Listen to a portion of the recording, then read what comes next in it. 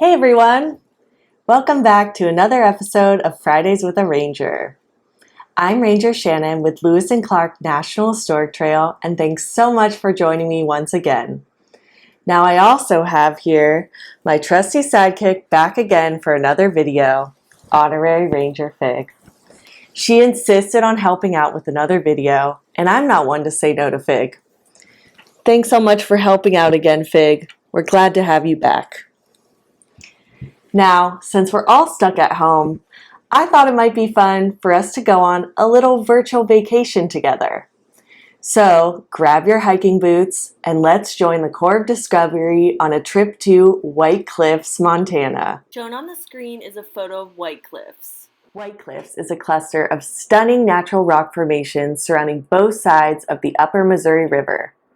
The area spans across 179 miles of the Upper Missouri River Breaks National Monument within and around Fort Benton, Montana. Shown on the screen is a map of where White Cliffs is located. When Captain Lewis, Captain Clark, and the other crew members of the Corps of Discovery passed through this natural wonder on the last day of May in 1805, they were amazed by the rugged stone peaks surrounding both sides of the river.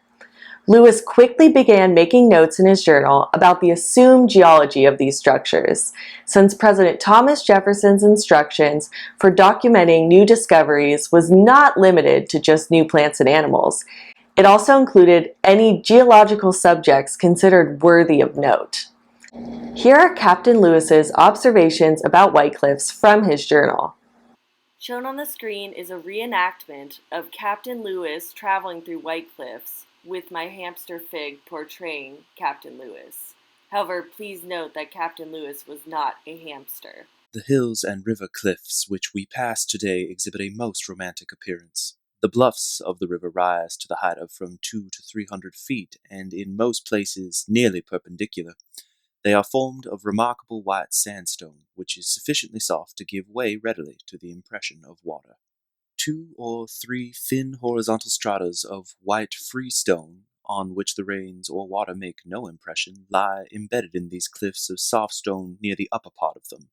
The earth on the top of these cliffs is a dark, rich loam, which, forming a gradually ascending plane, extends back from half a mile to a mile, where the hills commence and rise abruptly to a height of about 300 feet more. The water in the course of time descending from those hills and plains on either side of the river has trickled down the soft sand cliffs and worn it into 1,000 grotesque figures, which, with the help of a little imagination and an oblique view at a distance, are made to represent elegant ranges of lofty freestone buildings, having their parapets well stocked with statuary. Captain Meriwether Lewis, May 31st, 1805. Now, what is sandstone?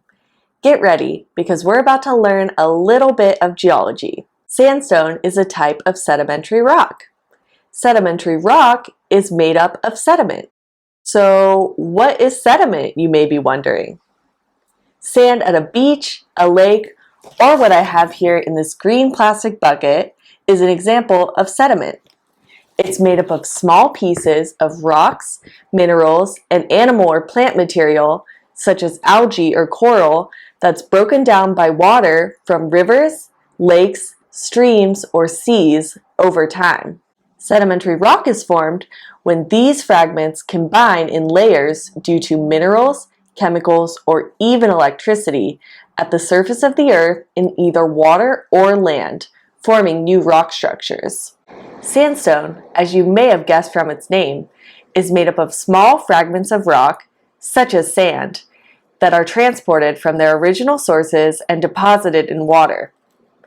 The sandstone bluffs overlook at El Malpais National Monument in Grants, New Mexico, is another example of a natural rock formation made of sandstone. Shown on the screen is a photo of the Sandstone Bluffs overlook at El Pais National Monument at sunset. Lewis's geologic observations are still relevant today, since the landscape has hardly changed since the Corps of Discovery passed through this area of the Missouri Breaks over 200 years ago.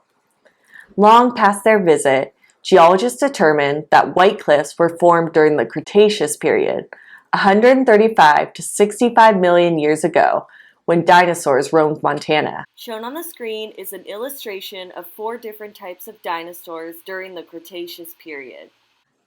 Isn't it amazing that we can still see evidence of this time today? While beautiful, the crew had a difficult time getting through White Cliffs. With so many rocky points jutting out, the crew spent most of the time up to their armpits in the icy water of the Missouri River, trying to pull their 6 canoes through safely. Shown on the screen are 2 canoes of Corps of Discovery members attempting to paddle through Great Falls. In addition, the riverbanks were so slippery that they had to do this barefoot, often stepping on the jagged rock fragments that line the shores. However, they eventually made it through safely and carried on with the expedition. Shown on the screen are 4 different photos of White Cliffs from different angles. Today, many visit White Cliffs in the Upper Missouri River Breaks National Monument to marvel at its natural beauty and explore this almost alien-looking scenery. Along this area, you can float the river, fish, hike, hunt, or drive along its paved scenic route. In fact, I think I see Ranger Fig there now enjoying some fishing. Have you caught anything yet, Fig? Have you ever been to any places with cool rock formations, much like White Cliffs? If so, how would you describe them to someone who's never been there? Be sure to let us know in the comment section below. Did you enjoy our trip to White Cliffs, Fig? I definitely did, and I hope you all did too. Thanks so much for joining me for this week's episode of Fridays with a Ranger. Again, I'm Ranger Shannon with Lewis and Clark National Historic Trail, and this is Ranger Fig. And I hope to see you all next week. Take care and stay safe. Bye!